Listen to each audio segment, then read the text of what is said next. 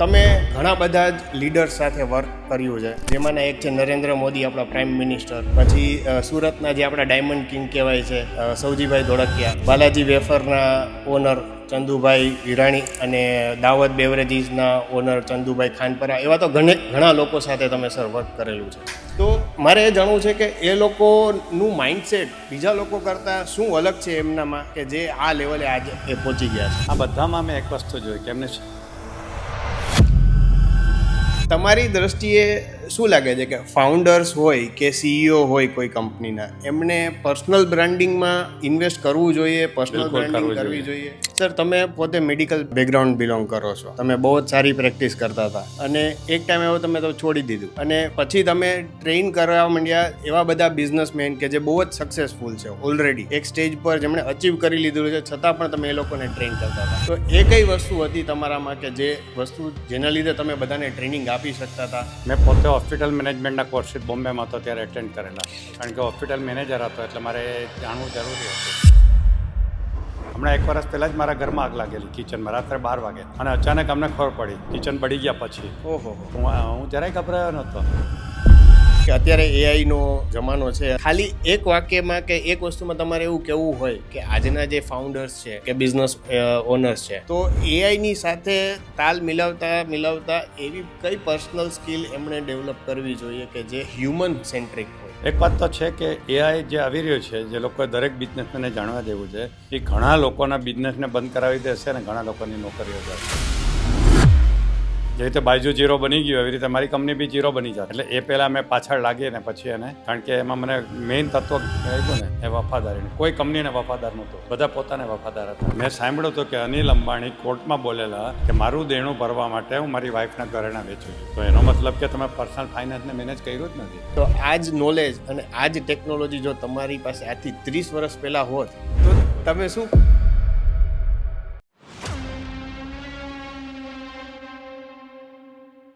નમસ્કાર મિત્રો, હું છું હાર્દિક વ્યાસ અને સ્વાગત છે તમારું ધ ગ્લોબલ ગુજરાતી શોમાં. મિત્રો, આજના આપણા ફર્સ્ટ એપિસોડમાં આપણા ગેસ્ટ છે એક એવા વ્યક્તિ કે જેમણે તેમની મેડિકલ પ્રેક્ટિસને જ્યારે એ પીક પર હતી ત્યારે તેમણે છોડી અને માઇન્ડ ટ્રેનિંગના બિઝનેસમાં ઝંપલાવ્યું. એમણે અત્યારે આજ સુધીમાં 2000થી વધારે પણ ટ્રેનરને ટ્રેન કર્યા છે અને સક્સેસફુલી એ પર્સનલ કોચ છે, માઇન્ડ ટ્રેનિંગ કોચ છે અને બિઝનેસ કોચ પણ સક્સેસફુલી એમનું કરિયર પરસ્યુ કરી રહ્યા છે.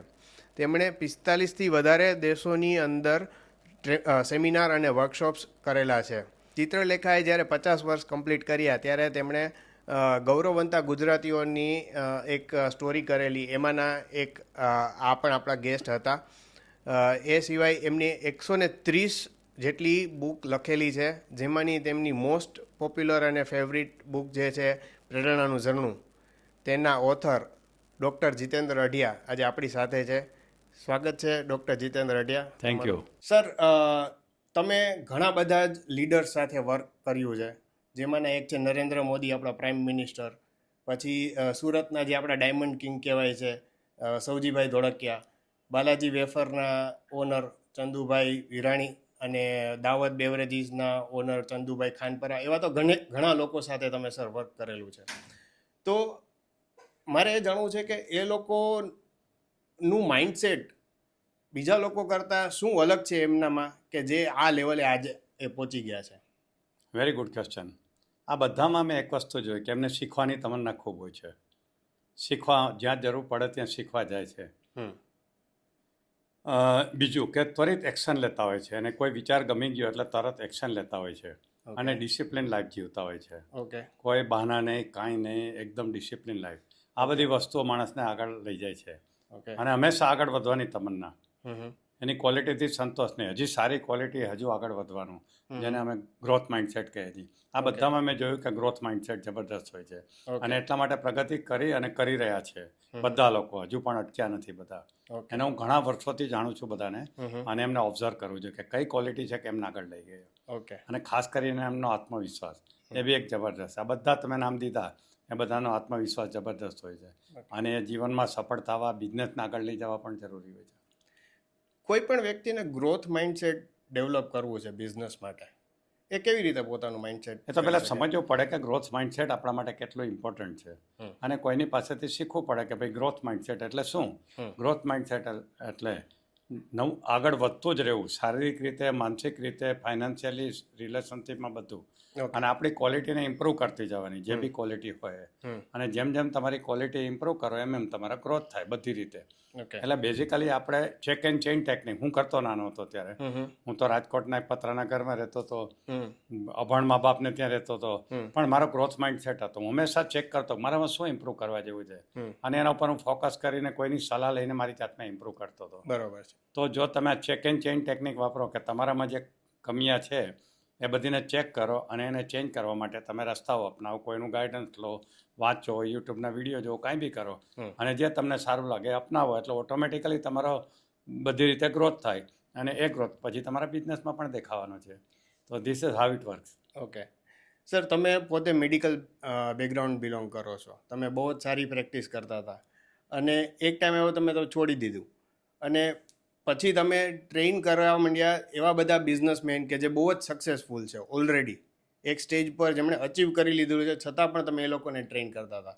તો એ કઈ વસ્તુ હતી તમારામાં કે જે વસ્તુ જેના લીધે તમે બધાને ટ્રેનિંગ આપી શકતા હતા કે બધા લોકો તમારી પાસે આવતા હતા? Very good question. મારો વાંચનનો શોખ, જેને કારણે મેં વિશાળ વાંચન કરેલું છે. દરેક વિષયનું મેં વાંચન કરેલું છે.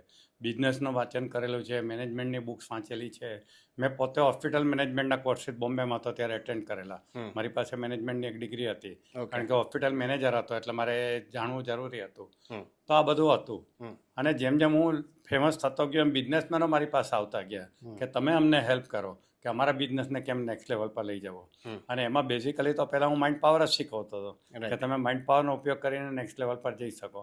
પછી મને ખ્યાલ આવ્યો કે આ વ્યક્તિનો વિકાસ પણ જરૂરી છે, એની પર્સનાલિટીને બી ડેવલપ કરવી જરૂરી છે. તો જેમ જેમ એનો વ્યક્તિ વિકાસ થશે એમ એનો વ્યવસાયનો બી વિકાસ થશે. બરાબર. એટલે પછી મેં નવો એક પાથ રચ્યો કે વ્યક્તિ વિકાસથી વ્યવસાય વિકાસ સુધી. Okay. Personal development to business development. Okay. જો વ્યક્તિ જ નબળો હશે તો બિઝનેસનું ડેવલપમેન્ટ નહીં થાય. રાઈટ. પણ વ્યક્તિ જ જો પાવરફુલ હશે, જેમ સૌજીભાઈ ધોળકિયા છે, રાઈટ. તો પછી એનો બિઝનેસનો વિકાસ થવાનો જ છે. રાઈટ. એટલે બેઝિકલી તો મારું કામ હોય છે પર્સનાલિટી ડેવલપમેન્ટનું. પર્સનાલિટીના જેટલા બી આસ્પેક્ટ છે એ બધામાં હું ડીલ કરતો જ હતો. ઓકે. એટલે જે પણ બિઝનેસમેનો આવ્યા એમનો મેં પર્સનલ વિકાસ કરાવડાવ્યો, એટલે ઓટોમેટિકલી એમનો બિઝનેસમાં પણ વિકાસ થયો. રાઈટ. એવી રીતે એમને રિઝલ્ટ મળ્યું બધાને. રાઈટ.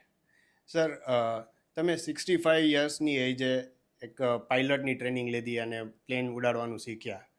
રિયલી ઇન્સ્પિરેશનલ છે કોઈ પણ વ્યક્તિ માટે. નાનપણનો શોખ હતો, પૂરો કર્યો.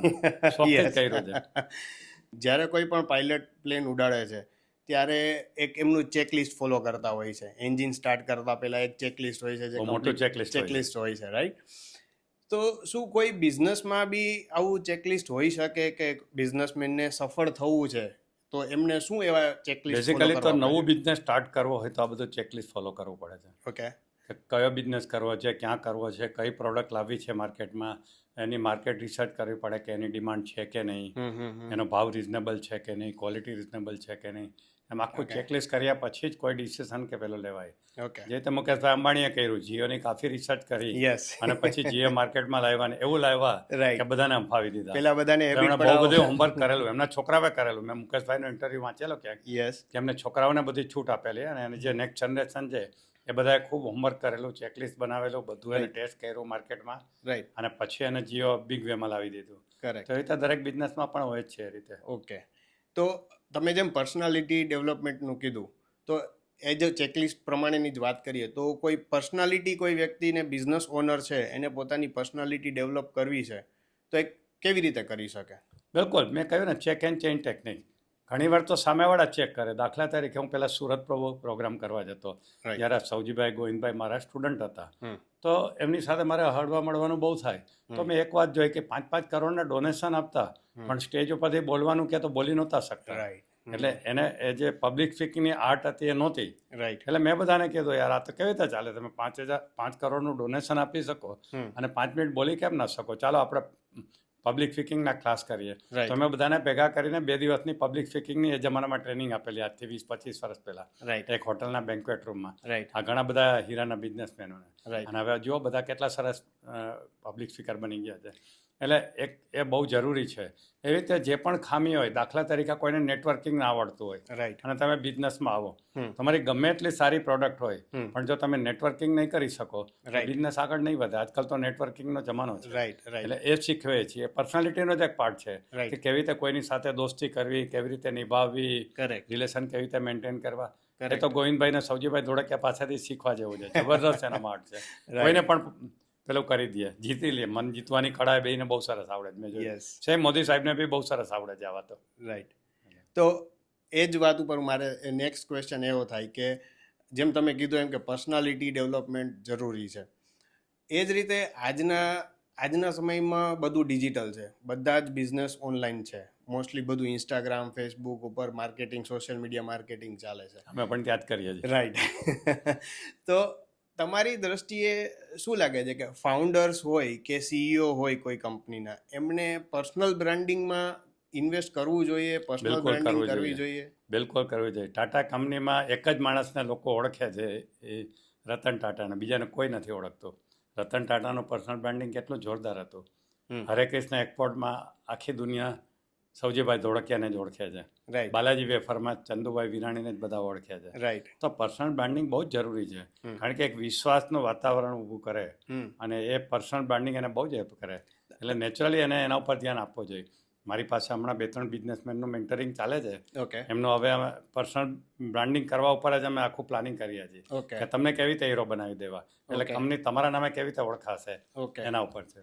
તમે જે સૌજીભાઈ ધોળકિયાનું કીધું એમનું થોડુંક વધારે એક્ઝામ્પલ આપીને કહી શકો કે તમે જ્યારે એમની સાથે વર્ક કર્યું તો પહેલાં એમના બિઝનેસની પરિસ્થિતિ અને ધેન આફ્ટર એમનામાં શું ચેન્જીસ આવ્યા અને એમને શું રેકોગ્નાઇઝેશન મળ્યું? કે પહેલી વાત તો એ છે, એ જ આખી દુનિયાને કહે છે. હમણાં હિમેશ મદાન સાથેનો મેં પોડકાસ્ટ જોયો, રાઈટ. યસ. એમાં એમણે કહ્યું યસ. કે પહેલી વાર મેં વિઝ્યુલાઇઝેશન ડૉક્ટર જીતેન્દ્ર અડિયા પાસેથી શીખ્યું. કરેક્ટ. ત્યારે મારો 100 કરોડનો ખાલી બિઝનેસ હતો.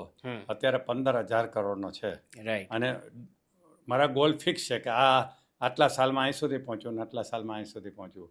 બિઝનેસમાં 2 વસ્તુ અગત્યની છે. એક તો goal setting, correct. Time bound goal setting, hmm. અને પછી એનું વિઝ્યુલાઇઝેશન. આ ઓકે. સૌજીભાઈની કંપની જ્યારે હું શરૂઆતમાં એમને ટ્રેનિંગ આપતો, ત્યારે એના પાર્ટનરો સાથે બેસીને હોટલના બેન્ક્વેટ રૂમમાં એને ગોલ સેટિંગ શીખવતો, એને કરાવડાવતો અને પછી બેસીને વિઝ્યુલાઇઝેશન કરાવતો. ઓકે. એમના ઇનિશિયલ દિવસો હતા જ્યારે એમને ગોલ સેટિંગ વિશે ખબર પડી અને વિઝ્યુલાઇઝેશન વિશે વાતો કરી. ઓકે. પછી તો એને ઘણા બધા ગુરુઓ મળ્યા અને શીખતા જ ગયા અને અત્યારે આટલો મોટો એને ગ્રોથ કર્યો છે. કરેક્ટ. એટલે આ બધી વસ્તુઓ જરૂરી છે. ગોલ સેટ કરવું, વિઝ્યુલાઇઝેશન કરવું અને પર્સનલ ગાઈડન્સ ચોક્કસ જરૂર પડે છે. ઓકે.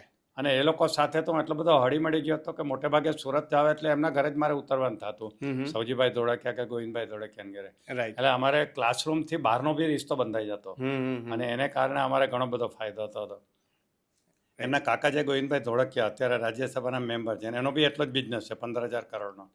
એમને તો આજથી 20 વર્ષ પહેલાં મને કોડાઈકેનાલ લઈ ગયા હતા 55 જણાની ટીમ લઈને 5 દિવસ માટે. ત્યાં કાર્લટન હોટલમાં રાખેલા છે, 5 સ્ટાર છે, અને રોજ સવારે 3 કલાક મારી ટ્રેનિંગ હોય ને બપોર પછી બધાએ ફરવાનું. એમ 5 દિવસ અમે રોકાઈને એની આખી ટીમને મેં ટ્રેનિંગ આપી હતી આજથી 20 વર્ષ પહેલાં. ઓકે. અને એ પણ અત્યારે 15,000 કરોડે પહોંચી ગયા છે. વાહ. એટલે આવું બધું પોસિબલ છે. જો તમે એને સિસ્ટમેટિક ટ્રેનિંગ લો તો આ બધું પોસિબલ છે. એક વિઝ્યુલાઇઝેશન ખૂબ જ જરૂરી છે. ગોલ સેટિંગ અને Goal વિઝ્યુલાઇઝેશન setting મોસ્ટ અને ઇમ્પોર્ટન્ટ છે. visualization. પછી તો ક્વિક ડિસિઝન, એક્શન, એ બધું તો આવશે જ. પણ આ 2 બિઝનેસમેનોને ખબર નથી હોતી બેઝિકલી. મોટા ભાગના બિઝનેસમેનોને આ 2 વસ્તુ ખાસ ખ્યાલ નથી હોતો. જેવું ખબર પડે એટલે એનો ગ્રોથ એકદમ વધી જાય છે. રાઈટ. એવી રીતે સૌજીભાઈ 0માંથી 100 કરોડે પહોંચ્યા વગર વિઝ્યુલાઇઝેશન. રાઈટ. પણ વિઝ્યુલાઇઝેશન શીખ્યા પછી તો એકદમ એની ગ્રોથ ફાસ્ટ થઈ ગઈ. બરોબર. એટલે બધા બિઝનેસમેનોએ આ ખાસ શીખવા જેવું છે કે ગોલ સેટિંગ રાઇટલી કેવી રીતે કરવું અને પછી વિઝ્યુલાઇઝેશન કેવી રીતે કરવું, જેથી પૂરી કાયનાત આપકો મિલાને की કોશિશમાં લગ જાય. એવી રીતે જે તમે કીધું કે ક્વિક ડિસિઝન, તો પાયલોટનું આપણું એક્ઝામ્પલ લઈએ ફરીથી કે ટર્બ્યુલન્સ ઘણીવાર આવતા હોય, ફ્લાઇટમાં આપણે હોય, ટર્બ્યુલન્સ આવતા હોય. એવી જ રીતે બિઝનેસમાં પણ ઉતાર ચઢાવ આવતા હોય, અપ્સ એન્ડ ડાઉન્સ આવતા હોય. તો કોઈ કંપનીના સીઈઓ છે, બિઝનેસ ઓનર છે, એણે એવું કેવી રીતે માઇન્ડસેટ રાખે એમનું કે એમના માટે એવું શું જરૂરી છે કે જે એકદમ કુલ કામ થઈ અને ડિસિઝન લે વિધાઉટ અફેક્ટિંગ એમના પ્રોસેસીસને અને કાંઈ પણ ડિસ્ટર્બ કર્યા વગર એ સ્ટેબલ થઈને ડિસિઝન લઈ શકે? એના માટે સ્ટેબિલિટી એણે પહેલેથી જ કેળવી લેવી જોઈએ અને એ મેડિટેશનથી આવે. ઓકે. જેટલું વધારે મેડિટેશન કરે ને એટલું આવા ટર્બ્યુલન્ટ ટાઈમમાં એને કામ આવશે. ઓકે. કે જરાય ગભરાશે નહીં અને કુલ ડિસિઝન લેશે. પોતાની જાતને તૈયાર કરવા પડે. ઓકે. મારી લાઈફમાં બી ઘણા ટર્બ્યુલન્સ આવ્યા છે પણ હું ક્યારેય ગભરાયો નથી. મેં મારી જાતને એવી રીતે તૈયાર કરી છે. હમણાં 1 વર્ષ પહેલાં જ મારા ઘરમાં આગ લાગેલી કિચનમાં રાત્રે 12 વાગે ઓહ. અને અચાનક અમને ખબર પડી કિચન બળી ગયા પછી. ઓહો. તો હું જરાય ગભરાયો નહોતો. મેં મારી વાઈફને ઉઠાડી ને બધાને ઉઠાડ્યા, પાડોશીને ઉઠાડ્યા અને પાણીની ડોલો લઈને નાખવા માંડ્યા. હા. 15 મિનિટમાં આગ બુજાઈ ગઈ. મેં બંબાવાળાને ફોન ના કર્યો, કાંઈ નહીં. અને પછી હું સૂઈ ગયો. મારી વાઈફ કે તમને ઊંઘ કેમ આવે? મેં કેમ આવે? તો ઠરી ગયો, હવે તો ઊંઘ આવે જ ને. એ આખી રાત જાગતી રહી ચિંતામાં, કેમ થયું ને શું કામ થયું ને આ ને તે. મેં સુઈ જા, હવે આપણે સવારે વિચારશું શું કરવાનું. બીજે દિવસે ઉઠીને મેં બધા એજન્સીઓને ફોન ગુમાવ્યા, પ્લમ્બર, ઇલેક્ટ્રિશિયન, કાર્પેન્ટર, પેલા કલરવાળા બધાને. અને 8 દિવસમાં નવું કિચન બની ગયું. ₹1,00,000 2 લાખનો ખર્ચો થયો, but it was okay. Right. એના માટે મનની શાંતિ મેં ગુમાવી નહીં. રાઈટ. હજી બી મારી વાઈફ યાદ કરે કે આવી પરિસ્થિતિમાં તમે કેમ આટલા શાંત હતા. અને મારી જાતને મેં ટ્રેન કર્યું છે કે કોઈ પણ પરિસ્થિતિ આવે હું અપસેટ નથી થતો. એક જમાનામાં થતો હતો પણ કેળવાયા પછી નથી થતો. આ લેવલ તમે જે અચીવ કર્યું છે એ કોઈ પણ વ્યક્તિ અચીવ કરી શકે. ઓફકોર્સ મારી એક ફેવરેટ બુક છે 7 habits of highly effective people. Any 7 habit છે. એમાંની પહેલી હેબિટ છે બી પ્રોએક્ટિવ. ઓકે. માણસ 2 જાતના હોય, રિએક્ટિવ અને પ્રોએક્ટિવ. રિએક્ટિવ એટલે ઇમિડિયેટલી વિચાર્યા વગર રિસ્પોન્સ આપે, એને કહેવાય રિએક્ટિવ. ઓકે. અને જે સમજી વિચારીને આપે એને પ્રોએક્ટિવ કહેવાય. ઓકે. આજથી 30 વર્ષ પહેલાં હું જ્યારે એ બુક વાંચતો હતો અને મારા ઉપર પ્રયોગ કરતો હતો ત્યારે મને ખામી જણાય કે હું પોતે જ બહુ રિએક્ટિવ છું. તો મેં બહુ કામ કર્યું મારા ઉપર રિએક્ટિવમાંથી પ્રોએક્ટિવ બનવા. અને હવે હું પ્રોએક્ટિવ બની ગયો જે અત્યારે પણ મને કામ આવે છે. એટલે 7 હેબિટની પહેલી જ હેબિટ એટલી બધી યુઝફુલ મને રહી કે વાત ના પૂછો. સાથે હેબિટ મેં તો અપનાવી પણ આ બહુ ઉપયોગી છે. ઓકે. એટલે દરેક બિઝનેસમેને શીખવા જેવું છે કે પ્રોએક્ટિવ કેવી રીતે રહેવું એ. આના ઉપર મને દાખલો આવે છે. મેં એક જમાનામાં મારિયો પુઝોની બુક વાંચી હતી, ગોડફાધર. એના ઉપર ફિલ્મ બી બની હતી. તો મેં બહુ સરસ કિસ્સો વર્ણવ્યો છે. બાપ દીકરો, એના દીકરાનું સની હતું અને ડોન કોર્લિયન હતું જે ગોડફાધર બન્યો હતો, જે માફિયા એનું. તો એક સામેના ગુંડા સાથે કાર્લ સુર્સ કે એવું કંઈક નામ હતું, એની સાથે કોલેબરેશન માટે મિટિંગ થાય છે. એટલે 2 ગુંડાને ગલત કામો કરવાવાળા જ હતા પણ એક સ્પેશિયલાઇઝેશન હતા. અમુક વેશ્યાવાળાના ધંધા કરતા અને અમુક સ્મગલિંગ કરતા અને અમુક કિલિંગનું કામ કરતા ને. તો 2 વિચાર્યું કે આપણા બધાની એક્સપર્ટાઇઝ ભેગી થાય તો આપણે કેટલા બધા પૈસા કમાઈ શકીએ. એટલે ખોટા કામોમાં કેટલા પૈસા કમાઈ શકીએ. રાઈટ. તો સામેવાળાએ એવું પ્રેઝન્ટેશન આપ્યું કે પૈસા ખૂબ દેખાડી દીધા. તો એક ડોન કોર્લિયરનો દીકરો હતો ને સની, એનાથી બોલે કે ઓ એટલા બધા પૈસા. એટલું ખાલી એના મોઢા ઉપર એને આશ્ચર્ય ઓલું કર્યું. અને આખી વાત સંભળાઈ ગયા પછી આ ડોન કોર્લિયને કીધું કે મારે ડીલ નથી કરવી. પેલો કે કેમ? તો કેમ નથી કરવી, મને I am not happy with this deal. અને 2 છૂટા પડી ગયા. ઓકે. અને જેવી મિટિંગ પૂરી થઈ એટલે બાપે દીકરાને કીધું કે તે જિંદગીની બહુ મોટી ભૂલ કરી છે આજે. અને ભૂલ શું હતી? એને ઇમિડિયેટલી રિસ્પોન્સ આપી દીધો, રિએક્શન આપી દીધો. એને એ દેખાડી દીધું કે મને આટલા બધા પૈસા કમાવામાં ઇન્ટરેસ્ટ છે. અને બાપે ના પાડી. હવે એને એકનો વારસ હતો. એટલે ઓલાએ શું નક્કી કર્યું કે એના બાપને મારી નાખો એટલે દીકરો આપણી સાથે ડીલ કરે. અને બીજે દિવસે એના બાપ ઉપર હુમલો થયો. પેલા સામેવાળાએ કરાવ્યો કે આને પતાવી દો. રાઈટ. સમજાય છે? સમજાય. એટલે જો રિએક્ટિવ બિહેવિયરનો આ એક્ઝામ્પલ, આ ગોડફાધરની અંદર આમ શીખવા જેવો એક્ઝામ્પલ છે. કરેક્ટ. કરેક્ટ. અને એ બાપ એટલો બધો મેચ્યોર્ડ હતો એને તરત જ કીધું કે this is your biggest mistake of life, you will see. અને નેક્સ્ટ ડે થયું આ. રાઈટ. એવું છે. એક એટલે બિઝનેસમેને તો બિલકુલ શાંત ને એકદમ રહેવું જોઈએ. યસ. મેં ક્યાંક વાંચ્યું હતું કે બિઝનેસમેન હંમેશા એક બતકની જેવા હોવા જોઈએ. ઉપરથી એકદમ સ્ટીડી પાણી ઉપર જતું હોય તો ધ્યાન એનું એકદમ પ્રોફિટમાં હોવું જોઈએ. રાઈટ. અને નીચે પગ એના ચાલતા જ હોય. ઉપરથી કોઈને જજ ના થાય કે ભાઈ આ શું અંદર ચાલી રહ્યું છે. ગોવિંદભાઈ ધોળકિયા એવા છે, બહુ શાંત અને પેલા છે, ઓછું ઓછું બોલે અને બોલે જોખીને બોલે. મેં એને બહુ સ્ટડી કર્યા છે. રાઈટ. ઓકે. તમે 45થી વધારે દેશોમાં જે સેમિનાર વર્કશોપ કરેલા છે ત્યાં તમારો કેવો એક્સપિરિયન્સ છે? જોકે મેં તો છે ને જેટલા પણ પ્રોગ્રામો કરેલા છે એમાં 90% તો આપણા ભારતીય દેશીઓમાં જ કરેલા છે. અચ્છા. એમાંય ગુજરાતીઓમાં અને એમાંય મોટાભાગના પટેલોમાં. ઓકે. સમજા? પણ ત્યાં એટલે જે અહીંયા એક્સપિરિયન્સ છે ત્યાંનો એક્સપિરિયન્સ છે. ઓકે. કાંઈ ખાસ નવો નથી. ધોળિયામાં તો એટલે ત્યાંના લોકલ્સમાં મેં હાર્ડલી 4-5 જગ્યાએ કરેલા હશે. ઓકે. એટલે 10% મારા પ્રોગ્રામ ત્યાંના, જેવી રીતે આફ્રિકા ગયો તો ત્યાંના નિગ્રોસ ત્યાંના લોકલ આફ્રિકનનો કર્યો હોય, અમેરિકામાં ગયો હોય ત્યારે અમેરિકાના લોકલનો કર્યો હોય, ચીનમાં ગયો તો હમ તો હમ. ચીનમાં ચીનાઓનો કર્યો હોય એવું બહુ ઓછું બન્યું છે. મોટાભાગના મારા આપણા દેશીઓ ગુજરાતીમાં જ પ્રોગ્રામ થયેલા છે. ઓકે, કારણ કે આપણા ગુજરાતીઓ બધે ફેલાયેલા છે. રાઈટ. એ મારા વિશે સાંભળે કે આ અડિયા સાહેબ સારું બોલે છે હમ. એટલે મને બોલાવે હમ. અને ત્યાં હું પછી પ્રોગ્રામ કરું. ઓકે, એવી રીતે થાય. ઓકે. પણ ઇવન ઇન્ડિયા છોડીને બહાર ગયા પછી એમના મગજ માઇન્ડસેટમાં કંઈ થિંકિંગ લેવલમાં કંઈ ચેન્જીસ આવ્યા હોય, તમે એવું નોટિસ કર્યું હોય કે આપણા કરતાં અહીંના બિઝનેસમેન કરતાં ત્યાંના લોકોનું માઇન્ડ અલગ રીતે ફંક્શન કરે છે? ખાસ તો જે ટેવો હોય ને એ તો બદલે નહીં. રાઈટ. ટેવો બદલતી નથી. પણ ડેફિનેટલી વધારે એન્ટરપ્રેન્યોર બન્યા, હા. વધારે સિસ્ટમેટિક બન્યા. અહીં જેમ આપણે વાણિયાની દુકાન ચલાવતી એવી રીતે નહીં, કોર્પોરેટ લેવલથી સિસ્ટમેટિક બિઝનેસ કરે છે Exactly. બધા લોકો. રાઈટ. અહીંયા તો બાપાએ બિઝનેસ સ્ટાર્ટ કર્યો હોય, જીવે ત્યાં સુધી એ જ સિસ્ટમ ચાલે. દીકરાઓ ગમે એટલું ભણીને આવે તો બદલી ના શકે. કરેક્ટ. ક્યાંય છોકરાઓને સોંપી દે અને છોકરાઓ પછી એને મને નેક્સ્ટ લેવલ પર લઈ જાય. રાઈટ. અને એટલે એને કારણે એનો ગ્રોથ જલ્દી વધારે હોય છે. રાઈટ. એ મેં ડિફરન્સ જોયો એની અંદર. અને એવા એવા લોકો છે, મને તો નવાઈ લાગે. એકવાર હું બહામા ક્રૂઝમાં હતો. અમે ડિનર પર બેઠા હતા. મારી બાજુમાં એક ભાઈ બેઠા હતા, પટેલ ગુજરાતી હતા. એટલે પહેલી વાર મારે વાત થાય, હેલો હાવ આર યુ આમ કરીને. મેં તો ક્યાં રહ્યો છો? તો કે હું અહીં લોસ એન્જલસમાં રહું છું. એ શેનો બિઝનેસ છે? તો કે હું પ્લેન વેચ્યું છું. હવે હું તો એકદમ છક થઈ ગયો. આપણે સ્કૂટરના ડીલર જોયા હોય, ગાડીઓના ડીલર જોયા હોય, આપણો ગુજરાતી ભાઈડો એરોપ્લેન વેચતો હોય, એરબસ વેચતો હોય, એવું તો આપણે વિચાર્યું જ ના હોય. રાઈટ. રાઈટ. પછી ઘણી બધી વાતો કરી. પછી અહીંયા બીજો એક ભાઈ મળી ગયા અમારી ક્રૂઝમાં. તમે શેનો બિઝનેસ કરો? તો કે અમારી સાઉન્ડ સિસ્ટમ છે. અમે શું બ્રાન્ડની છે? તમે નહીં સાંભળી હોય. મેં તો કેમ નહીં સાંભળ્યું? મેં તો સારામાં સારી બ્રાન્ડ સાંભળી છે, બોસની નામ તેમ. કે બોસ તો અમારી સામે પાણી ભરે. બોસ કરતાં 10 ગણી હાઈ લેવલની અમે સાઉન્ડ સિસ્ટમ વેચીએ છીએ, ઓડિયો સિસ્ટમ વેચીએ છીએ. રાઈટ. તો મને નવાઈ લાગી કે આપણા ગુજરાતી ભાઈ એ લેવલ પર પહોંચી ગયા છે એમ. બહુ જ પ્લેન વેચે અને આ કરે. હા, એક મને આફ્રિકામાં મળ્યા, સામાણી કરીને, અલીન સામાણી. એને પૂછ્યું શું કરો? તો અમે ઘર બનાવી દઈએ. કેટલા? તો કે દર વર્ષે 50,000. 50,000 ઘર દર વર્ષે? હા. પછી એક ગુજરાતી મેડમ એ શું કરો છો? તો કે આ બધા આફ્રિકન કન્ટ્રીને વેપન સપ્લાય કરું છું યુદ્ધ માટેના. બોલો, એના કાંઈ એજન્ટ હતા. અમેરિકા, યુરોપ જે વેપન બનાવે છે યસ. એમની ને આ આફ્રિકન કન્ટ્રીના જે પ્રેસિડેન્ટને જે હોય ને ઓથોરિટી, એમને લઈને વેચતા હોય તો મને લવાઈ ગઈ લાગી કે ગુજરાતીઓ આટલા બધા આગળ થઈ ગયા છે કે આ વેપન્સ વેચે, ટેન્ક વેચે, એરોપ્લેન વેચે, આ વેચે. આપણે એ તો આવા હું જોતા હોય આપણે તો બધું એટલે મને એ બહુ ફાયદો થયો. એવા એવા લોકોને મળ્યો. રાઈટ. એક ઇન્ડિયનને મળ્યો જેનું નામ છે રંગરાજન, જે ચાઇનાના ઇન્ફોસિસના હેડ હતા. ચાઇના ઇન્ફોસિસમાં 5 લાખ લોકો કામ કરે છે. યસ. અને એને એ લેવલ પર પહોંચાડવાનું કામ આ રંગરાજને કર્યું. રંગા કહેતા એને. અને એને ચાઇનાનો હાઈએસ્ટ સિવિલિયન એવોર્ડ મળેલો છે. Very good. એ મારાથી એટલા બધા ઇમ્પ્રેસ થઈ ગયા. મેં શાંઘાઈમાં પ્રોગ્રામ કરેલો બિઝનેસમેનોનો, ઇન્ડિયન એમ્બેસીના જ હોલમાં કરેલો.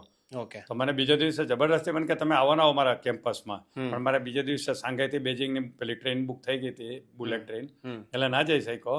પણ એને એટલું બધી મજા આવી ગઈ મારા પ્રોગ્રામની અંદર કે વાહ, તમે શું શીખવી દીધું રંગરાજનને. રાઈટ. તો હવે તો એવા માણસો આપણે ઇન્ડિયન હોય છે કે 5-5 લાખ લોકોને એમ્પ્લોય કરીને અને ચાઇના ગવર્મેન્ટ એક ઇન્ડિયનને ઇન્ડિયન એનો આપણે જેમ ભારત રત્ન હોય ને એવો એને એવોર્ડ આપવામાં આવ્યો હતો. It's really big achievement. Big achievement. એટલે આપણા ભારતીયો ક્યાં ક્યાં શું કરે એટલે છે. ડિફિકલ્ટ છે. નેક્સ્ટ ટુ બહુ મજા આવે. એટલે મને તો મજા એ આવી કે હું આવા મોટા લોકોને મળી શક્યો. ત્યારે વિચાર્યું નહોતું કે આપણા ગુજરાતીઓ એવા લેવલ પર હોઈ શકે. કરેક્ટ. એ આપણું જે આ પોડકાસ્ટનું જે મારો સ્ટાર્ટ કરવાનો જે ગોલ છે એ જ છે કે આપણા લોકો પાસે વિઝન છે, માઇન્ડસેટ છે, ગ્લોબલ થિંકિંગની થોડીક આપણે જે કમી હોય ને એવું લાગે છે. આપણા લોકો બધા હાર્ડવર્કિંગ છે, બધી વસ્તુ કરવામાં રેડી છે, પણ હજુ જે એક્સપાન્શન માટેનું જે વિઝન હોવું જોઈએ ને એ આપણા લોકોમાં હજુ ક્યાંક ઘટતું હોય ને એવું છે. જે લોકો વેલ એસ્ટાબ્લિશ થઈ ગયા છે એ તો થઈ જ ગયા છે, પણ હજુ પણ એવા ઘણા બધા બિઝનેસીસ છે કે જે હજુ લોકલ લેવલે જ છે પણ એ હજુ ગ્રો નથી થઈ કરે. હું નાયરોબીમાં 2 લોકોને મળ્યો. એક સુરેશભાઈ શાહ, નાયરોબીની અંદર $20 મિલિયન ઘરમાં રહીએ. તમે વિચારો કેવું હશે. અને આઈઆઈટીના સ્ટુડન્ટ છે, જબરદસ્ત માણસ છે. એને બિઝનેસને ક્યાંથી ક્યાં વિકસાવ્યો છે. એક્સેલ કોલ્ડ ડ્રિંક કરીને, આપણે કોકાકોલા જેવી એમની કંપની છે. ઓકે. અને બીજા મનુભાઈ ચંદરિયા, એમના તો 45 કન્ટ્રીઝમાં મેન્યુફેક્ચરિંગ યુનિટ છે. ઓકે. નાયરોબીમાં રહે છે, 90+ ઉંમર છે. અને આફ્રિકાના લોકો માટે એટલું બધું ડોનેશન કરે છે કે આખા આફ્રિકાનો સૌથી હાઈએસ્ટ એવોર્ડ એને આપવામાં આવ્યો છે. ગુજરાતીને એક શું મનુભાઈ ચંદરિયા ઓસવાલ છે. અને ત્યાંના ભગવાન તરીકે પૂજાય છે. એના ઘરે હું 2 વાર ગયો જઈમાં ફોટા પાડ્યા, મને મજા આવી ગઈ એમની સાથે વાત કરવાની. ક્યારેક ચાન્સ મળે તો, હવે તો જો કે બહુ એજેડ થઈ ગયા હશે. હું આ વાત કરું છું 10-12 વર્ષ પહેલાંની, ત્યારે એ વોઝ 90+. રાઈટ. તો એવા ગુજરાતીઓને મળ્યો કે જેને આફ્રિકામાં ભગવાન તરીકે પૂજાતા હોય. કરેક્ટ. એટલે તમે આ પોડકાસ્ટના માધ્યમથી આવા લોકોને શોધીને જો લોકોની સામે લાવશો ને, રાઈટ. તો બહુ સરસ થશે. ના, ચોક્કસ. કારણ કે એવા કેટલા હીરાઓ છુપાયેલા છે. મેં Yes. એવા જામ્બિયામાં જોયા, ઇજિપ્તમાં જોયા, બધી જગ્યાએ જોયા. કરેક્ટ. ખાસ કરીને એટલે એ જ વિઝન છે. તાઇવાનમાં જોયા મોટા ગુજરાતી. અહીંયા છે હોંગકોંગની અંદર સિંધી મળે, પણ આપણા ઇન્ડિયન છે અને જબરદસ્ત એનું નામ છે. અચ્છા. એટલે એ હરિલાલા એટલે હોંગકોંગનો સૌથી રિચેસ્ટ માણસ. ઓકે. હા, રાઈટ. એટલે વિઝન એ જ છે કે થોટ પ્રોસેસ એ જ ચાલે છે કે ભાઈ એવા લોકોને આપણે પોડકાસ્ટ પર બોલાવીએ અને એમની સાથે વાતચીત કરીએ, એમની જર્ની શીખીએ એમાંથી, કે જે હવેના જે યંગ એન્ટરપ્રિનર્સ છે, કે જે લોકો હવે કંઈક નવું કરવા માંગે છે, એ લોકોને મોટિવેશન મળે. બિલકુલ, આ બહુ સરસ કામ કર્યું છે. અને ગુજરાતીમાં અને ગુજરાતી માટે અને સ્પેશિયલી ગુજરાતી લેંગ્વેજમાં જ કરવું છે, એટલા માટે જ આ સિરીઝ આપણે સ્ટાર્ટ કરીએ છીએ. અને ગુજરાતી યુવાનો બહુ સાહસિક હોય છે, મહેનતુ હોય છે, ઈમાનદાર હોય છે. જો ને આવું કંઈક ગાઈડન્સ મળી જાય ને, આવું કંઈક મોટિવેશન મળી જાય ને, આવા બધા લોકોને તમે લાવો ને પોડકાસ્ટ પર, તો બધા જબરદસ્ત લોકો છે. હું 3 વર્ષ કેનેડા રહ્યો. મારી કંપની અત્યારે કેનેડામાં આઈટી કંપની ચાલે છે. અને ત્યાં જોયું મેં, આપણા એક તો કેનેડામાં ગુજરાતી અને પંજાબી લોકો બહુ જ છે. આપણા ગુજરાતીઓ ખરેખર જે મહેનત કરે છે ત્યાં, એ આઉટસ્ટેન્ડિંગ છે. કોઈ પણ વસ્તુ વિચાર્યા કર્યા વગર અહીંયા છોકરાઓ એક સારા ઘરને વેલ ટુ ડુ ફેમિલી બિલોંગ કરતા હોય, પણ ત્યાં કોઈ પણ પ્રકારની જોબ કરતા હોય છે. જોબ કરવાની સાથે એમનું સ્ટડી કરે છે, પાર્ટ ટાઈમ જોબ બી કરતા હોય, 2 શિફ્ટમાં વર્ક કરતા હોય. અને એટ ધી એન્ડ ઘણા એવા બી ફેમિલીઝને હું મળેલો છું ત્યાં કે જે અત્યારે 2-3 પ્રોપર્ટીઓ લઈ અને સેટ થઈ ગયા હોય. એટલે ખરેખર આપણા ગુજરાતીઓનું હોય જ છે, હાર્ડવર્કિંગ તો બહુ જ છે બધા. મેં એક બુક લખી છે, પરાક્રમી પાટીદારો. હું અમેરિકા ગયો હતો આ પટેલ લોકોના પ્રોગ્રામો કરવા માટે થઈને. પટેલ લોકોના જ ઘરે રહેતો. એમાં તો મેઇનલી મેં એવા લોકોની ઇન્ટરવ્યુ રાખેલા છે કે જે 2 નંબરમાં ગયેલા. ઓકે. પેલી મેક્સિકોની બોર્ડર ટપકીને ગયેલા. પણ એ જે સ્ટ્રગલ કરીને ત્યાં પહોંચ્યા પછી એમણે જે મહેનત કરીને જે મેળવ્યું છે, ગજબનું છે. એમાં એક પહેલી સ્ટોરી મેં લખી છે એક અહીંના પટેલ છોકરાની, કે જે ચાનો ગલ્લો ચલાવતો હતો અહીં હાઈવે ઉપર ગામડામાં. ઇલીગલી ગયો અમેરિકા, અને અમેરિકામાં એટલું મોટું એમ્પાયર ઊભું કર્યું છે કે કલ્પના ન કરો. 35,000 સ્ક્વેર ફીટના ઘરમાં રહીએ છે વોશિંગ્ટનમાં. હું એને ઘરે રોકાયો હતો. અને 50 લીકર સ્ટોર છે. એક લીકર સ્ટોર એટલે રીચ થઈ જાય. રાઈટ. અને 15 થી 16 હોટલ છે, અને બિલ્ડર પણ છે. અને 50,000 એપાર્ટમેન્ટ બાંધવાનો ગોલ છે. અત્યારે મને 5-7 હજાર તો બાંધીને આપી દીધા.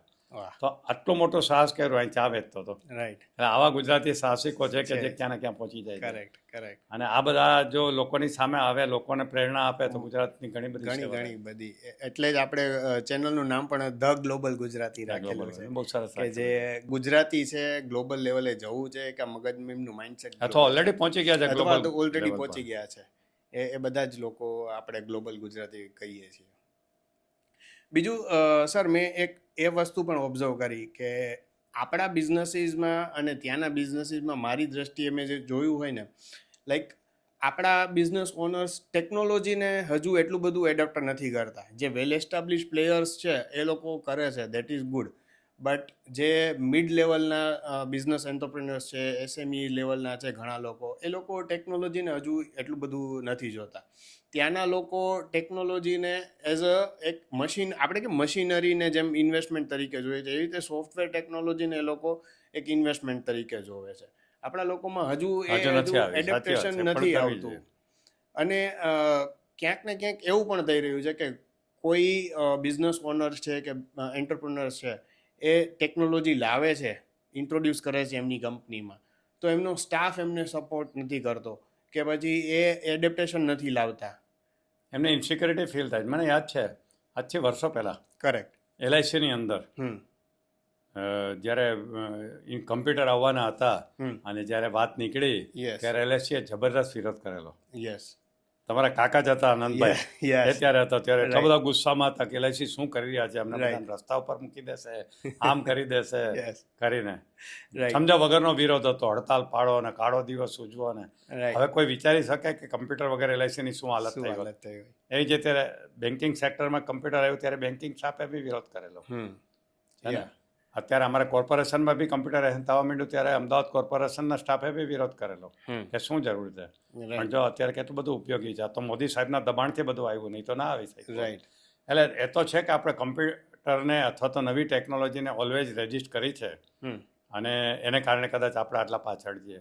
અમેરિકા આટલું આગળ વધ્યું એ ટેકનોલોજીને કારણે જ વધ્યું છે. જે આપણે કોંગ્રેસની ગવર્મેન્ટે બહુ એને પેલું ના કર્યું, હવે મોદી સાહેબ કર્યા છે, પણ કોંગ્રેસની ગવર્મેન્ટ તો ટેકનોલોજીમાં પાછળ જ રાખ્યું. Right. એટલે તો વર્ષો સુધી એમ્બેસેડરને ફ્લેટમાં આપણે ફરવું પડ્યું. હે Yes. ને? પછી ધીમે ધીમે મારુતિથી સ્ટાર્ટ થયો, અત્યારે વર્લ્ડ ક્લાસની ગાડીઓ આપણે ગાડીઓ ફેરવીએ છીએ. ફેરવીએ છીએ.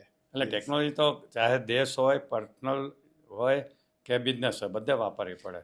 હું 25 વર્ષ પહેલાં લાવેલો છું આ કમ્પ્યુટરથી પ્રેઝન્ટેશન આપવાનું. I was the first in India Wow. કે જેને કમ્પ્યુટરથી પ્રેઝન્ટેશન આપવાનું ચાલુ કર્યું. શું વાત છે. એટલે હા.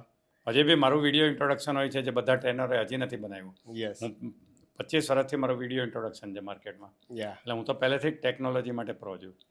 તો બીજા ફાઉન્ડર્સના ને બિઝનેસ રિલેટેડ ક્વેશ્ચન્સ છે મને પણ. આપણે હવે ટેકનોલોજીની વાત કરીએ છીએ તો એના રિલેટેડ એક ક્વેશ્ચન મને એ પણ થાય કે અત્યારે એઆઈનો જમાનો છે અને એઆઈ ઉપર તો આપણે એક આખો પોડકાસ્ટ કરી શકીએ. સ્પેશિયલી હું આઈટી કંપની ચલાવું છું એટલે મારી પાસે તો ઘણું બધું છે. પણ ખાલી એક વાક્યમાં કે એક વસ્તુમાં તમારે એવું કહેવું હોય કે આજના જે ફાઉન્ડર્સ છે કે બિઝનેસ ઓનર્સ છે તો એઆઈની સાથે તાલ મિલાવતા એવી કઈ પર્સનલ સ્કિલ એમણે ડેવલપ કરવી જોઈએ કે જે હ્યુમન સેન્ટ્રિક હોય અને એ વસ્તુ એ ફોરએવર કેરી ફોરવર્ડ કરી શકે? એક વાત તો છે કે એઆઈ જે આવી રહ્યું છે, જે લોકોએ દરેક બિઝનેસમેને જાણવા દેવું છે, કારણ કે એક મોટો સોફિસ્ટિકેટેડ મોન્સ્ટર છે, એક મોટો રાક્ષસ આવી રહ્યો છે. એ ઘણા લોકોના બિઝનેસને બંધ કરાવી દેશે અને ઘણા લોકોની નોકરીઓ જશે. જો અત્યારથી તમે એઆઈથી જાણ થાવ અને એનાથી કેમ પ્રિવેન્શન કરવું એના માટે પોતાની જાતને તૈયાર કરવું જરૂરી છે. જ્યારે મને એઆઈ વિશે ખબર પડી એટલે મેં એઆઈને જ સવાલ પૂછ્યો કે તારે કારણે કેટલા લોકોના ધંધા બંધ થશે, ધંધાનું લિસ્ટ મને આપ. કારણ કે મારે જવું હતું કે મારો ધંધો તો બંધ નહીં થઈ જાય ને, આ લોકોને પર્સનલ ટ્રેનિંગ આપવાનો. તો એમાં લિસ્ટમાં મારું નામ નહોતું. તો મને થયું કે ચાલો આપણે આમાં લિસ્ટ પર નથી. ઓકે. પણ મારો બુક લખવાનો ધંધો છે એ મારા કરતાં સારું એઆઈ કરી શકે છે. ને મેં પહેલાંથી પ્રેડિક્ટ કરી લીધેલું એટલે પછી ઓછી કરી નાખી બુક લખવાની. જોકે મારો એમાં હ્યુમન ટચ હોય જ છે જે એઆઈ એટલો નથી આપી શકતો. પણ છતાં બી અત્યારે તમે 10 મિનિટમાં કોઈ નવી બુક લખી શકો છો ને એક માણસ લખી શકે એના કરતાં સારી. કરેક્ટ. તો એવી જ રીતે બિઝનેસમાં ઘણા કામો એવા છે કે જે આગળ જતાં એઆઈ કરી શકવાનું છે. તો તમારે અત્યારથી તૈયારી કરીને એઆઈ પાસે જ કરાવી જોઈએ, કારણ કે નહીં તો કોમ્પિટિશનમાં જીતી નહીં શકો. કરેક્ટ. જે 10 માણસ કામ કરી શકે એ જો તમારા દાખલા તરીકે કોઈ એક ડિઝાઇન બનાવી છે, એમાં તમે 10 એન્જિનિયરને કામે લગાડ્યા છે, એને પગાર આપો છો, રાખો છો. એ 10 એન્જિનિયર જે 1 વર્ષમાં કામ કરશે એ 5 મિનિટમાં કરીને તમારી ડિઝાઇન બનાવી દેશે. તો તમારે 10 એન્જિનિયરને શું કામ નિભાવવા છે? તમારે અત્યારથી જ પ્લાનિંગ કરવું પડે કે એઆઈની મદદથી આપણે આપણા બિઝનેસનો પ્રોફિટ કેમ વધારવો. દરેક બિઝનેસમેને શીખવા જેવું છે. એટલે એઆઈ ઇઝ અ મસ્ટ અને નેસેસિટી ઓફ નેક્સ્ટ જનરેશન. એના જેવું એ તો છે જ, એમાં કોઈ સવાલ જ નથી. હું તો ભરપૂર ઉપયોગ કરું છું એનું, જ્યાં જરૂર પડે ત્યાં. મારા પ્રેઝન્ટેશન બનાવવામાં, બુક લખવામાં હેલ્પ લઉં, ગ્રામર ચેક કરવામાં લઉં, બધી જગ્યાએ. Very good, very good. મેં પહેલાંથી જ સમજી લીધું છે કે એને સાથ લેવો પડશે. એનો વિરોધ કરવાથી તો આપણે ફેંકાઈ જશું. Correct, correct. હા, એટલે ઇટ્સ અ બ્યુટીફુલ ટેકનોલોજી. જો તમે એને એફિશિયન્ટલી સ્માર્ટલી યુટિલાઇઝ કરો છો તો પછી એનું બહુ જ સારું રિઝલ્ટ લઈ શકો છો એમાંથી. એનાથી ડરવાની જરૂર નથી, પણ એને ટ્રેન કરવાની જરૂર છે. પેલું કહેવાય ને કે હાથીની ઉપર એક મહાવત હોય, એમ આપણે એઆઈના મહાવત બની જઈએ તો આપણે એની પાસેથી ઘણી જ વસ્તુ સારી રીતે કરાવી શકીએ છીએ. આજકાલ સ્ટાર્ટઅપ્સ બધા લોકો બહુ કરે છે. સ્ટાર્ટઅપનો બહુ ટ્રેન્ડ છે. મેં બી એક કરી લીધો. આપણે એના પર પણ આવશું. પણ કોઈ કો-ફાઉન્ડર્સ, આપણે ધારો કે ટીમ બનાવે છે ફાઉન્ડર કો-ફાઉન્ડરની. મોસ્ટલી કોઈ ટેક સ્ટાર્ટઅપ હોય તો કોઈ સીઈઓ હોય, કોઈ સીટીઓ હોય, એવી રીતના. તો જ્યારે કોઈ 2 વ્યક્તિઓ મળે છે, 2 ફાઉન્ડર્સ ભેગા થાય છે, ઓર એલ્સ કે કોઈ વ્યક્તિ પોતાનો કો-ફાઉન્ડર ફાઇન્ડ આઉટ કરે છે, સિલેક્ટ કરે છે, તો એને એના કો-ફાઉન્ડરમાં કઈ ટાઈપની ક્વોલિટીઝ જોવી જોઈએ કે જે એને લોંગ ટર્મ એ રિલેશનશિપ મેન્ટેન? ઈમાનદારી અને વફાદારી, વેરી 2 વસ્તુ. નહીં તો ના ચાલે. મેં કહ્યું ને મેં એક સ્ટાર્ટઅપ સ્ટાર્ટ કરેલો. તમારા એક્સપિરિયન્સ તમે કોઈ હા, શેર ગુનીગુરા નામનું મેં ઓનલાઈન ટ્રેનિંગ પ્લેટફોર્મ બનાવેલું. રાઈટ. મારો જ આઈડિયા હતો, હું ખૂબ એક્સાઇટેડ હતો, ઓકે પણ મેં આ ભૂલ કરી પાર્ટનર શોધવામાં. ઓકે. જે આવ્યા એમને ભરી દીધા. ઓકે. અને પછી બધા પોતપોતાની રીતે પોતાનું કામ કરતા રહીએ. કોઈ આમાં વફાદારી દેખાડી જ નહીં આમાં. ઓકે. અને એને કારણે પછી અમારે એને વેચી દેવો પડ્યો. એટલે મહેનત ખૂબ કરી, જો કે લોસ નથી કર્યો, પણ જે મહેનત કરી એની સામે કાંઈ રિટર્ન ના મળ્યું. ઓકે. પણ જે છેલ્લા 1-2 વર્ષ હતા એ મારા બહુ સ્ટ્રેસના દિવસો હતા, કારણ કે કોઈ ધ્યાન જ નહોતું આપતું, બધાને પોતપોતાની જ પડી હતી. રાઈટ. એટલા માટે થઈને. ઓકે. અને પછી શું કર્યું, બીજી જરૂરત ન હોય. જે રીતે બાયજુ ઝીરો બની ગયું એવી રીતે મારી કંપની બી ઝીરો બની જાત. ઓકે. એટલે એ પહેલાં મેં પાછળ લાગી અને પછી એને એક પાર્ટનરને બધી આપી દીધી. અત્યારે એક જ પાર્ટનર સમજાવે છે, અમે બાકીના બધા પાર્ટનર છૂટા થઈ ગયા. કારણ કે એમાં મને મેઇન તત્વ લાગ્યું ને એ વફાદારીનું. કોઈ કંપનીને વફાદાર નહોતું, બધા પોતાને વફાદાર હતા, બધા પોતપોતાનું ભલું જ ઈચ્છતા હતા, કંપનીનું ભલું કોઈ નહોતા ઈચ્છતા. રાઈટ. એટલે મને બહુ ઝટકો લાગ્યો કે મેં બહુ ભૂલ કરી આ પાર્ટનર સિલેક્ટ કરવામાં. યસ. 5 વર્ષ મારા એમાં ગયા. ઓહો. એવું થયું. તો મતલબ કે જ્યારે તમારે કોઈ પણ કો ફાઉન્ડર કે કોઈ પણ પાર્ટનરશિપમાં તમે એન્ટર થાવ છો ત્યારે you have to be very careful when you are selecting. Integrity એની ઈમાનદારી ચેક કરવી બહુ જરૂરી છે. ગમે એટલા સ્માર્ટ હોય પણ જો એનો EQ SQ ખોટો હશે ને, IQ ઊંચો હોઈ શકે છે, રાઈટ. પણ EQ ને SQ ખોટો હશે તો પતી ગયા હશે. રાઈટ. આ જો ને આ દિલ્હીના ચીફ મિનિસ્ટર હતા કેજરીવાલ, IQ કેટલો ઊંચો હતો, યસ. પણ EQ ને SQ ના પ્રોબ્લેમને કારણે ફેંકાઈ ગયા. કરેક્ટ. એવી જ રીતે તમે કોઈ પાર્ટનર બનાવો, કો ફાઉન્ડર બનાવો, તો EQ ને SQ વધારે ચેક કરવા જરૂરી હોય, IQ ઉપર કાંઈ ના જાય. મેં બધાને IQ ઉપર ચેક કરેલા અને મોટા નામ ઉપર કરેલા. બહુ મોટું નામ છે એટલે સારા હશે. રાઈટ. પણ પછી ઓલું દાદા ભગવાનનું ગીત યાદ આવ્યું, નામ બળે દર્શન છોડે. દર્શન ખોટે વાળું. લકીલી મારા કેસમાં બહુ સારું છે. હું અને મારો બિઝનેસ પાર્ટનર અમે છેલ્લા 20 વર્ષથી સાથે છીએ અને અમે બંને ફ્રેન્ડ જ હતા. આજે અમારી IT કંપની અમે 16 ફ્રેન્ડ વર્ષથી હતા પહેલેથી, અને હજુ સુધી મેં ફ્રેન્ડ જે છે. પાર્ટનર બનાવ્યા એમાં મારા કોઈ ફ્રેન્ડ નહોતા, બધા નવા જ આવેલા. અચ્છા. એટલે મને એમનું બેકગ્રાઉન્ડ, એમની કામ કરવાની રીત કે કંઈ ખબર જ નહોતી મને. રાઈટ. સમજા. થોડોક ટાઈમની જ ઓળખાણ અને મેં ઉત્સાહમાં ચાલો આવી જાઓ એમ જલ્દી યસ. ઉતાવળમાં બધું થયું. જ્યારે આપણે કો ફાઉન્ડર કોઈ સિલેક્ટ કરતા હોય, ફાઉન્ડરની સાથે કોઈની સાથે લોંગ લાસ્ટિંગ એની ટેસ્ટ હોવી જોઈએ. રાઈટ. એક્ઝેક્ટલી. એક પર્સનલ નામ કે પૈસા જોઈને નહીં કરી દેવાનું, કોનું નામ સારું છે એટલે થઈ જશે એવું નહીં જોવાનું. જેનામાં વર્ક એથિક્સ હોવા જોઈએ, વર્ક એથિક્સ, ઓનેસ્ટી હોવી જોઈએ અને ટ્રાન્સપેરન્સી હોવી જોઈએ. તો એ વસ્તુઓ એ બહુ વસ્તુ છે. આ બધી વસ્તુ મેં અનુભવમાંથી નીકળ્યો. આ બધું નહોતું એટલા માટે મારે કંપની વેચી દેવી પડી, એમાંથી મારે બહાર નીકળવું પડ્યું વેચીને. એના ઉપરથી એવું પણ કહી શકાય કે તમારી પાસે મલ્ટિપલ ઓપોર્ચ્યુનિટીઝ હોય એક એઝ અ બિઝનેસ ઓનર કે ફાઉન્ડર. તમે વાત કરો છો જેમ મલ્ટિપલ, તમે તમારું જ એક્ઝામ્પલ લઈએ કે ભાઈ તમે જેમ આવતા ગયા એ લોકોને લેતા ગયા તમારા સ્ટાર્ટઅપમાં. કોઈનું સારું નામ હતું, કોઈનું સારું પ્રતિષ્ઠા હશે, કોઈ ઇમ્પ્રેસિવ હતા, કોઈનું બોલવાનું સારું હતું, કોઈનો ઇન્ટેલિજન્સ સારો હતો. તો એવી રીતે જ જોઈએ. મેં કોઈની ઇન્ટિગ્રિટી ચેક જ નહોતી કરી, ટાઈમ જ નહોતો. રાઈટ.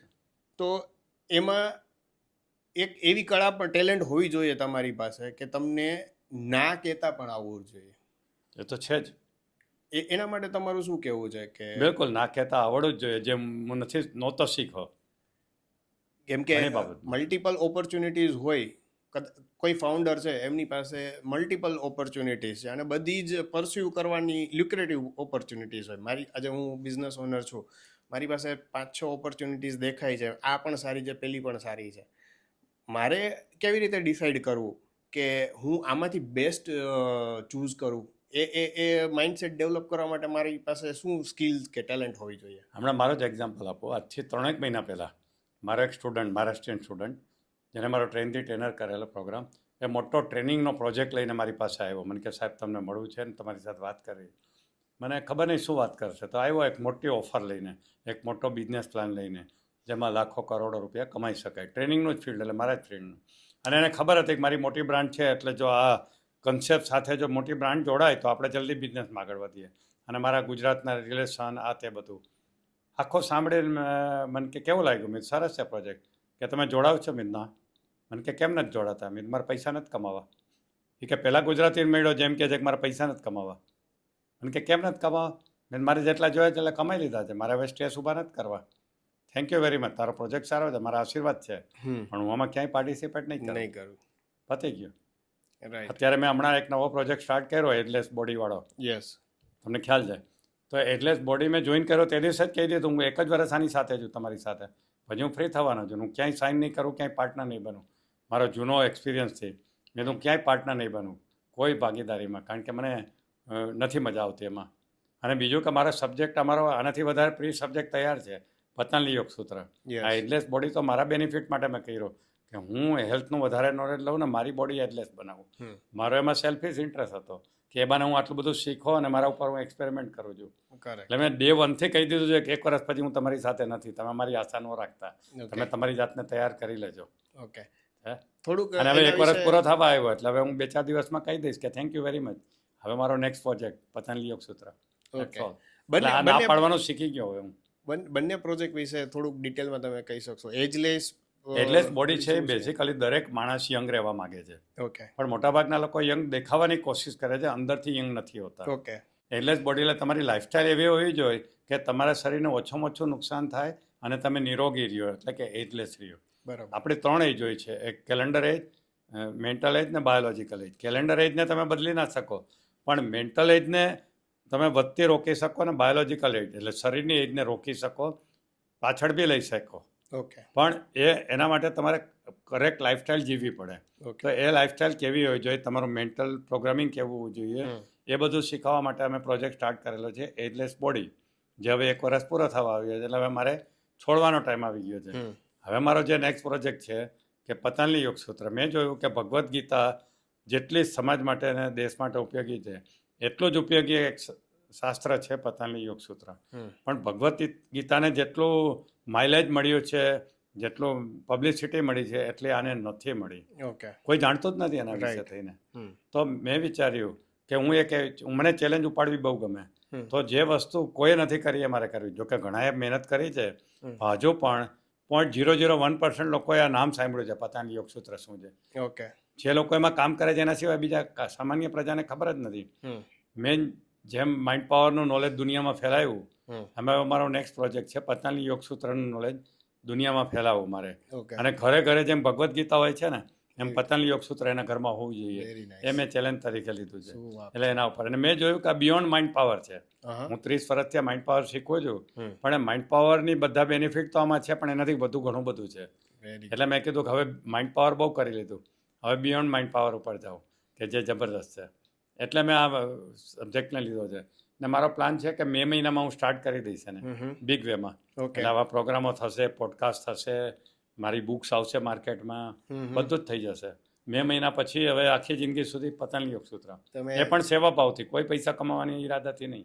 ઓકે. એક્ઝેક્ટલી એવી રીતે ચાલુ કર્યું. તમે રિયલ અર્થમાં એક કહેવાય ને કે સિરિયલ એન્ટરપ્રિનર છો. નવું એન્ટરપ્રાઇઝ પણ વિધાઉટ એની મોનેટરી ગેઇન, કોઈ મોનેટરી બેનિફિટ નહીં. સંતોષ થશે એ જ બેનિફિટ કે મેં લોકોનું કંઈક ભલું કર્યું, બાકી કોઈ બેનિફિટ નહીં. મેં એવું સાંભળ્યું હતું કે મે બી કદાચ હું ખોટો પણ હોઈ શકું, પણ KFC જે બ્રાન્ડ છે એના 65 years છે. 65 years પોલોનો સેન્ડર. અને એને નક્કી કર્યું હતું કે જ્યાં હું ત્યાં ચિકનની રેસીપી વેચીશ નહીં ત્યાં સુધી ઘરે પાછો નહીં આવું. એ તો એના ટ્રકમાં જ સુતા રહેતા, જેમાં ફરતા એના વાનમાં, અને એને વેચી પછી જ ઘરે આવ્યા પાછા. અને તમે એવું જનૂન, મારું એવું જ જનૂન છે. 75 years એટલે ખરેખર આ વસ્તુ એક રિમાર્કેબલ અને રિયલી ઇન્સ્પિરેશનલ છે. અને એ છે ને પર્પઝ ઓફ લાઈફ છે ને લાંબુ જીવવા માટે જરૂરી છે. એક્ઝેક્ટલી. ઇકીગાઈ બુકની અંદર લખેલું છે કે ઇકેનોવા આઇલેન્ડ પર જે લોકો લાંબુ જીવે છે ને હેલ્ધી જીવે છે, એમાં બીજાથી શું ડિફરન્ટ છે? તો દે ઓલ હેવ ધી પર્પઝ. એને સવારે ઉઠવા માટેનું રીઝન હોય છે, આ સવારે શું ઉઠું છું. ઓકે. હવે દાખલા તરીકે મારી પાસે આવું કાંઈ ના હોય કામ, તો હું સવારે ઉઠીને કરું શું? નેગેટિવ ન્યૂઝ વાંચું, સિરિયલો જોઉં નેગેટિવ.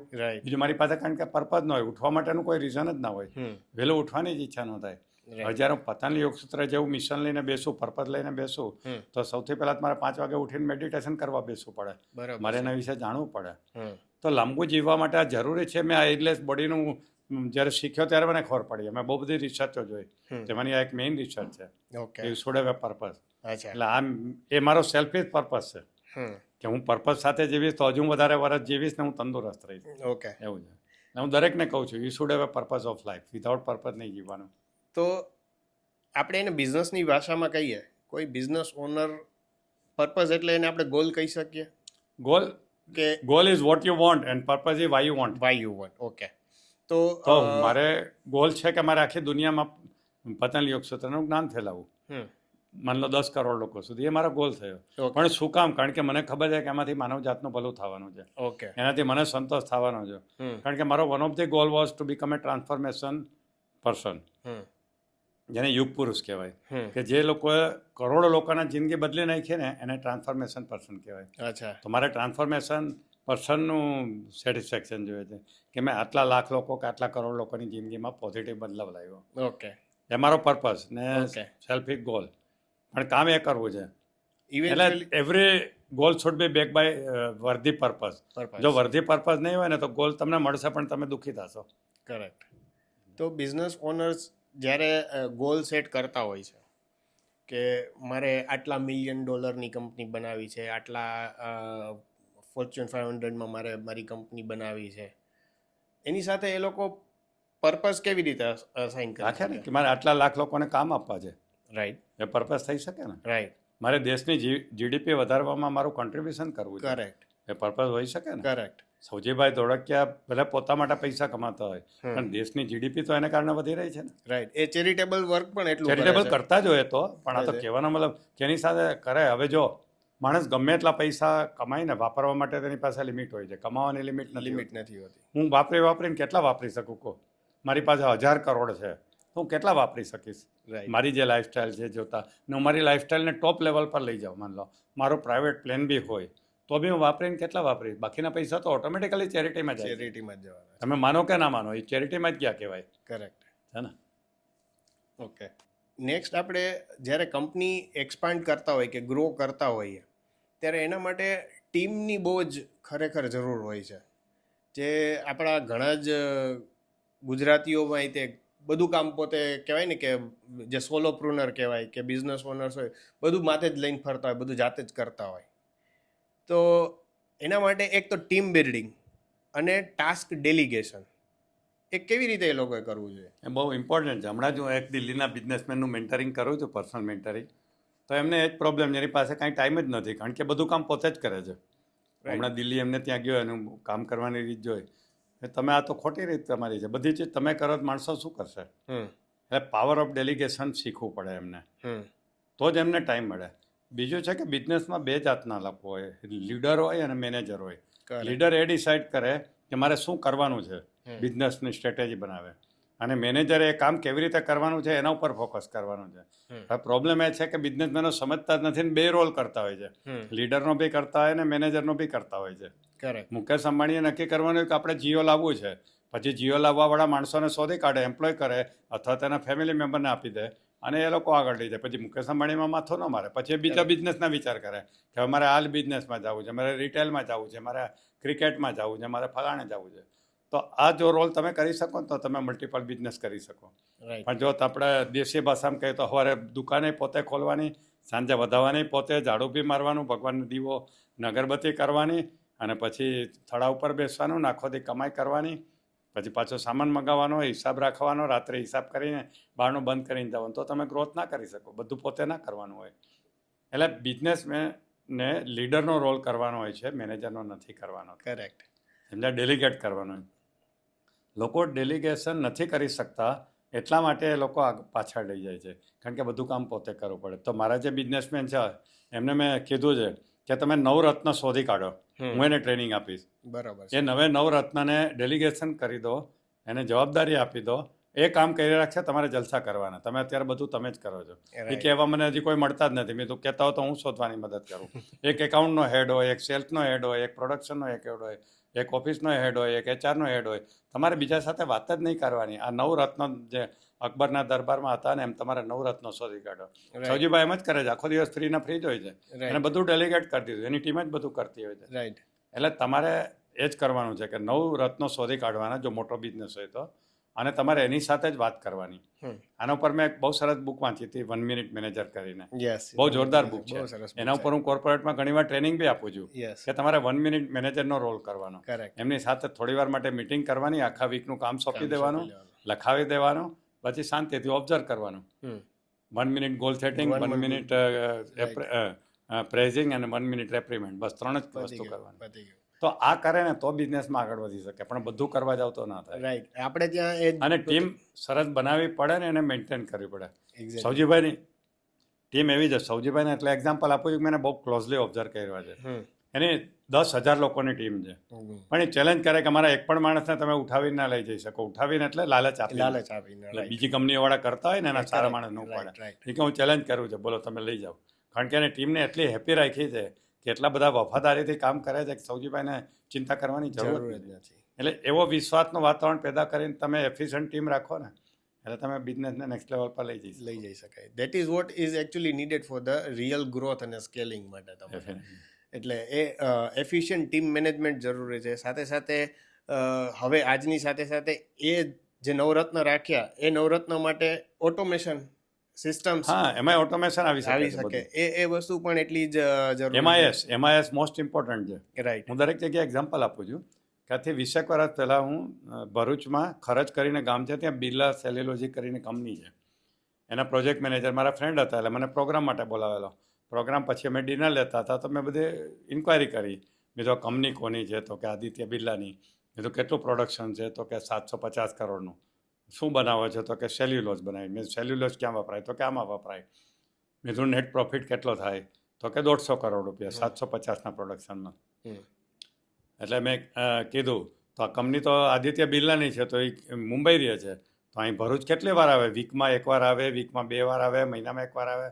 એ કે સાહેબ 72માં જ ઉદ્ઘાટન થયું ને ત્યારે આવ્યા છે ને ત્યાર પછી કોઈ દિવસ આવ્યા જ નથી. આને કહેવાય બિઝનેસમેન. મેં કેમ એવું? તો કે એના ઓફિસમાં રોજ સાંજે બધા આંકડા પહોંચી જાય. એના જેટલા બિઝનેસીસ છે ને એ કમ્પ્યુટર પર જોઈ લઈએ ને પછી સુઈ જાય. એને બિઝનેસમેન કહેવાય. રાઈટ. સમજા? એટલે આ તો મેં પર્સનલી એક્સપિરિયન્સ કર્યું. કોઈ દિવસ આવ્યા જ નથી ઉદ્ઘાટન યસ કરીને. યસ. તો જ તમે ગ્રોથ કરી શકો, સ્કેલ કરી શકો, તો જ કરી શકે.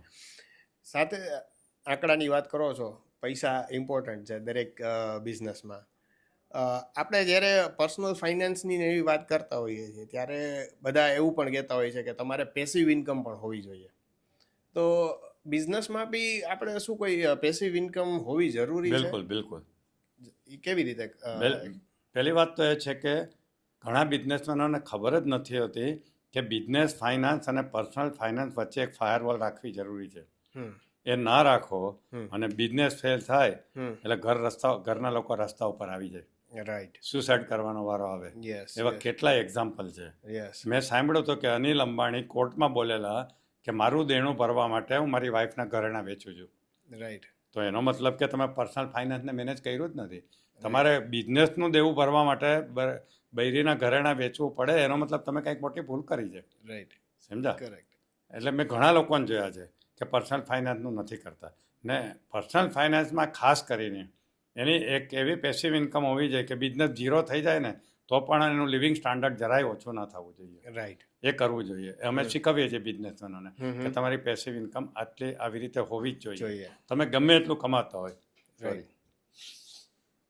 લોકોને એવું લાગતું હોય કે આપણે જ્યારે જરૂર પડશે ત્યારે આમાંથી પૈસા કાઢી લેશું ઘર માટે, એના માટે કંઈ જુદું કરવાની જરૂર નથી. પણ એ ભૂલ ઘણીવાર મોંઘી પડે છે. મેં ઘણા લોકોની જોઈ છે. એટલે હું તો દરેક બિઝનેસમેનને કહું છું પર્સનલ ફાઇનાન્સ જુદું રાખો, બિઝનેસ ફાઇનાન્સ જુદું રાખો.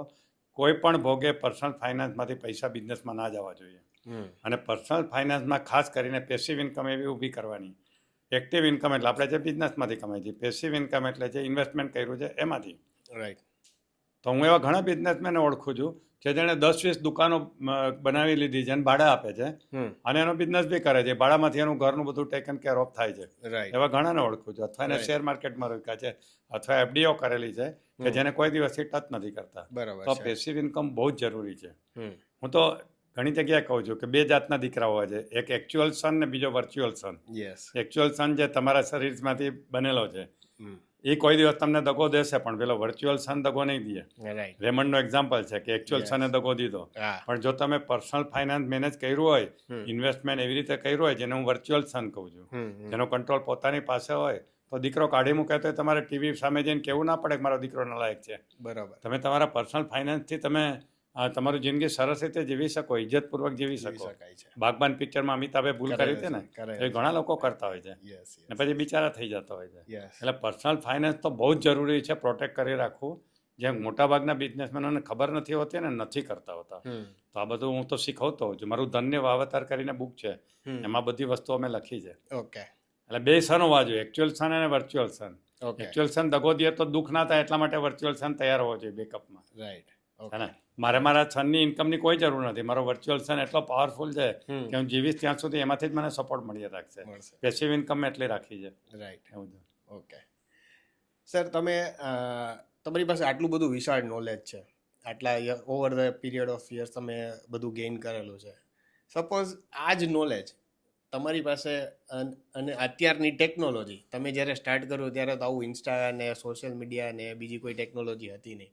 હવે તમે બધું આટલા છતાંય ટેકનોલોજી સાથે તાલ મિલાવો છો. તો આ જ નોલેજ અને આ જ ટેકનોલોજી જો તમારી પાસે આજથી 30 વર્ષ પહેલાં હોત, તમે શું અલગ કર્યું હોત? અમે તો અનાડી હતા. જે મારે તો બિઝનેસનું બેકગ્રાઉન્ડ નથી. મારા ફાધરે LICની નોકરી કરી છે, એજન્ટ હતા. બરાબર. મારા ઘરમાં કોઈ નહોતું. અમારું પહેલેથી જ નોકરી કરવાનું પ્રોગ્રામિંગ થઈ ગયું હતું, બિઝનેસનું હતું જ નહીં. મારો નાનો બ્રધર જે IAS છે, એમને બી આખી જિંદગી સરકારી નોકરી જ કરી, અને મેં પણ મોટા ભાગે તો નોકરી જ કરી. પછી હું ટ્રેનર બન્યો. પણ બિઝનેસમેન તો ખાસ કરીને બહુ છેલ્લે બિઝનેસમેનો સાથે ટચમાં આવ્યા પછી, એમને ઓબ્ઝર્વ કર્યા પછી મારું નોલેજ આવ્યું. પણ પહેલાં તો હું મેડિકલ લાઇનમાંથી સીધો ટ્રેનિંગમાં આવી ગયો અને માઇન્ડ પાવર શીખવાનું ચાલુ કર્યું. એટલા માટે થઈને પહેલાં આવ્યો તો આખી વાત જ જુદી હતી ને. રાઈટ. અને તો બિઝનેસમેન બની શકાય એવી ખબર નહોતી. મારું તો એવું પ્રોગ્રામિંગ હતું કે બિઝનેસમેનના છોકરાઓ બિઝનેસમેન બને ને નોકરીવાળાના છોકરાઓ નોકરી કરે. બીજું કાંઈ એવી આવડત જ નહોતી. એવા કોઈ ગાઈડ બી નહોતા આપણી પાસે. એટલા માટે થયું. ઓકે સર, તમારી પાસે સાથે વાત કરીને ઘણું બધું નોલેજ મળ્યું, શીખવા મળ્યું ને એટલી વસ્તુ તો ક્લિયર છે કે કોઈ પણ બિઝનેસને ગ્રો કરવો હોય કે વેલ એસ્ટાબ્લિશ થવું હોય તો પ્રોસેસીસ, સિસ્ટમ્સ, ઓટોમેશન્સ તો જોઈશે, નોલેજ બી જોઈશે, વિઝડમ બી જોઈશે, ગોલ જોઈશે, વિઝ્યુલાઇઝેશન મોટાભાગના લોકો નથી જાણતા. જે આપણે આખું કન્ક્લુડ કરવું હોય તો કહી શકીએ કે પ્રોપર માઇન્ડસેટ જોઈશે, પોઝિટિવ મેન્ટાલિટી જોઈશે. આ સિવાય એક એવી એડવાઇસ જે તમે લાસ્ટમાં આપી શકો કે જે કોઈ વ્યક્તિને આજની તારીખે કંઈક સ્ટાર્ટ કરવું છે, તો એને ઝીરોથી કોઈ વ્યક્તિ જો સ્ટાર્ટ કરવા માંગે છે તો એને શું તમે એક લાસ્ટમાં એડવાઇસ? ગાઈડ કે મેન્ટર રાખવો જોઈએ બિઝનેસમેનનો, જે પહેલેથી છેલ્લે સુધી એને કન્ટિન્યુઅસલી સપોર્ટ કરે, ગાઈડ કરે, એવું રાખવું જોઈએ. જે એક્સપર્ટ હોય, જેને ઓલરેડી જેની પાસે સક્સેસ સ્ટોરી હોય. ઓકે. સચિન તેંડુલકરને એનો મેન્ટર હતા રમાકાંત આચરેકર. એ રમાકાંત આચરેકર પાસે બીજું કોઈ ગયું હોત ને સચિન તેંડુલકર જેવી મહેનત કરી હોત તો એ બી સચિન તેંડુલકર બનત. રાઈટ. એટલે મેન્ટર રાખવો આજકાલ બહુ જરૂરી છે સ્ટાર્ટ કરવો, જેથી તમે ભૂલો ના કરો. બે રીતે શીખાય, એક તો પોતે ભૂલો કરીને અથવા બીજાની ભૂલોમાંથી સુધરીને. પોતાને ભૂલો કરીને શીખવા માટેની જિંદગી ભગવાને આપી નથી આપણને. એટલે સ્માર્ટ માણસ એ છે કે બીજાની ભૂલોમાંથી શીખે. એ તમને મેન્ટર ચેતવે કે જો આ ભૂલ કરીશ તો આમ ફસાઈશ, આમ કરીશ તો. જ્યારે મેં તો એવું જ કર્યું છે, મેં મારી ભૂલોમાંથી જ શીખેલ છે. એટલે મારે ફાસ્ટ ગ્રોથ ના થઈ શક્યો. મારે કોઈ મેન્ટર નહોતા. આ બધું ભૂલો કરતા ગયા, પૈસા ગુમાવ્યા, કમાણા, આ કર્યું તે કર્યું, but ultimately I am happy.